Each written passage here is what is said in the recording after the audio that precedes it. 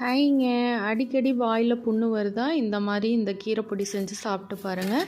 மிளகு தக்காளி கீரைன்னு சொல்லுவோம்லங்க, சுக்குட்டி கீரை. அதை நல்லா பொரித்து தண்ணியில் அலசி வெயிலில் நல்லா உணர வச்சிடணும். அதுக்கப்புறமா இதயம் நல்லெண்ணெய் ஊற்றிட்டு நல்லா மொறு மொறுன்னு பொரித்து எடுத்துடலாங்க. அதுக்கப்புறம் பார்த்திங்கன்னா 1 கப்பு வெள்ளை உளுந்து, 1/2 கப்பு கடலப்பருப்பு, 1 ஸ்பூன் ஜீரகம், 1 ஸ்பூன் மிளகு, 1 ஸ்பூன் வரமல்லி, கொஞ்சமாக உப்பு சேர்த்துக்கலாம், புளி கொஞ்சம் சேர்த்துக்கலாம், வரமிளகா உங்களுக்கு காரத்துக்கு தேவைக்கேற்ப நீங்கள் சேர்த்துக்கலாம். இதெல்லாம் நல்லா பொன்னிறமாக வறுத்துட்டு சேர்த்துக்கலாங்க. 2 கட்டை பூண்டை தட்டி அதையும் நல்லா எண்ணெயில் பொரித்து எடுத்துகிட்டு 1 ஸ்பூன் வெள்ளை எள்ளு அதையும் வறுத்து போட்டுட்டேங்க. இப்போ பொடி பண்ணி எடுத்துக்கலாம். ஒயிட் ரைஸில் சேர்த்து சாப்பிட்லாம், ரொம்ப சூப்பராக இருக்கும்.